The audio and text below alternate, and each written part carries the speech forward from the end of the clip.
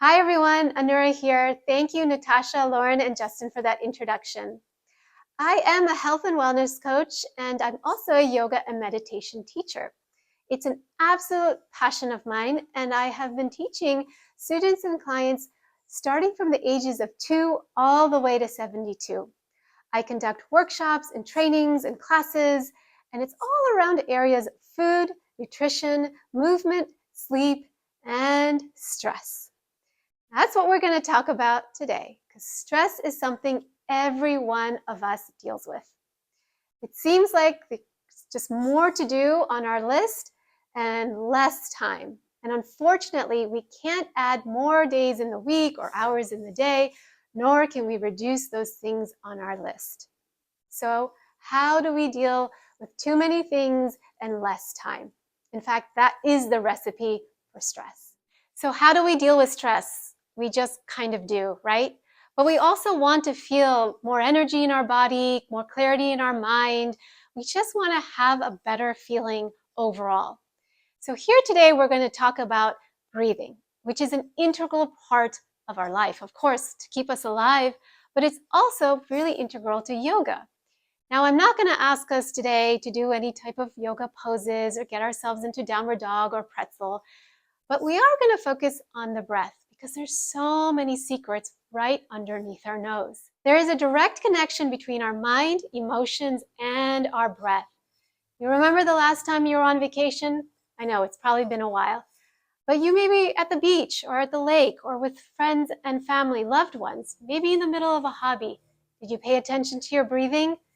It most likely was long, smooth, steady, and relaxed. Now, do you recall the last time you were stressed? Maybe it was 5 minutes ago, maybe on the way to work today in the middle of traffic. When we're stressed, our breath also is connected to that state of mind.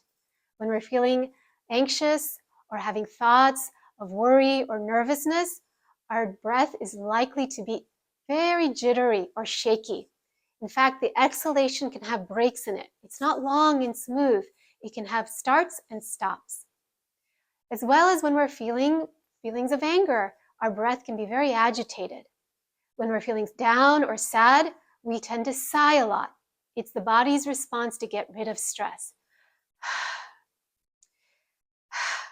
There's a lot of sighing that happens. Now again, recall when you were at the beach. Recall when you're on vacation or just at a time when you're feeling good. Your breath was long and steady. Now, we use this connection, the knowledge of our breath, to our mind and emotions to be able to tackle all the moments throughout our day, stressful, even not, just so that we can have that state of mind which we're really longing for. Calmness, steadiness, ability to perceive our situations in a more clear and accurate way, being able to have more focus and concentration. So here we have 3 suggestions for today. We're going to keep it really simple, just like our breathing. Before you go to bed, put the phone down. It's really easy to keep scrolling, but take a moment to take that phone away, turn off the lights. Whether you're lying down or sitting up, take 10 full deep breaths. What does full breaths mean? In through the nose and out through the nose. Oftentimes, if you notice, you're actually holding your breath for much of the day. You're trying to brace whatever you have to tackle in moments or long moments just to deal with the stress. And if we're breathing, we are likely only breathing down to our throat, not down to the lungs or even to the belly. Most of us are only using 30% of our lung capacity. When we take full, long breaths, we're bringing in so much more oxygen, where there's a lot of energy, alertness, focus, and then we're exhaling. When we exhale, we bring relaxation to the body.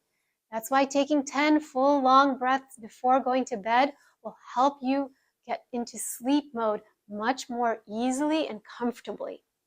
You may not even reach long breath 5 or 6. You may drift off already before getting there. That's great. Tip number 2, right when you wake up.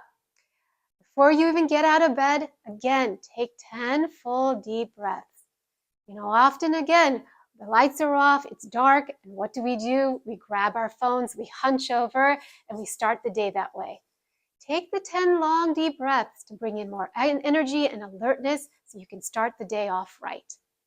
Third tip, take the deep breaths throughout the day when you're feeling stressed, when the chest may be tight, the tummy might be tight, you've got stress in the shoulders. Take 3 long, deep breaths. You can do this anywhere, in your office, in front of the computer, on your way home. Take the time to take those 3 long breaths and see how you feel. Don't rush it. Don't make it fast. Go slow and steady. Now, these are really simple things that you can do to really bring in a sense of alertness and focus. They call it the present moment, but really, that's where all of our concentration, that's all of our energy is. It's not when we're thinking about things in the future or things in the past. It's when we're taking these deep, long breaths in to calm our body and bring ourselves into the moment that we need to be or want to be in. You know, a big moment in my life was about 15 years ago. That's when I became a health and wellness coach and started teaching yoga and meditation. It also was a time when I got diagnosed with my eye condition, Stargardt's disease. It's a form of macular degeneration. I was in my 20s and I was going through what I thought was the best time of my life, and then suddenly I got hit with this. It's not something I want anybody to face. It's a lot of fear and there's a lot of anxiety around with it. However, it also gave me the permission, finally, to just go off and do exactly what I wanted to do. I've always been really passionate about wellness and just feeling good and wanting to share that with many people. And you know what? When I reached out to DORS, that's when I felt like everything opened. I met with Benita Jackson at the time, and now 15 years later, I'm entering a new phase of my business. And I met with Justin, I met with Wanda, my case counselor is Scott and Shauna Leonard. All of you have been so instrumental in making me the coach that I am today.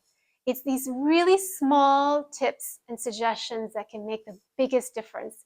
For me, all the tools, all the coaching, all the guidance, all the support at DORS help me feel that I don't feel like I even have a limitation or disability.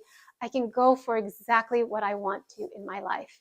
So while this is a moment to take a video to really share all the things that I love, it's also a moment to thank all of you for really changing my life in such a deep and positive way.